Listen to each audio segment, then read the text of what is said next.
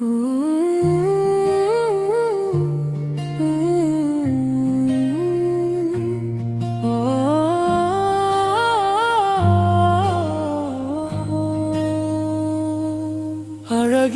உலகம் எங்கே, அதிசய மலைகள் எங்கே, பழகிய நிலங்கள் எங்கே, பனி விழும் மலர்வனம் எங்கே எங்கே, அரும்புனல் கடல்கள் எங்கே, அருமணல் நதிகள் எங்கே, அருவியின் நுரைகள் எங்கே, அருமுகில் மழை வளம் எங்கே எங்கே.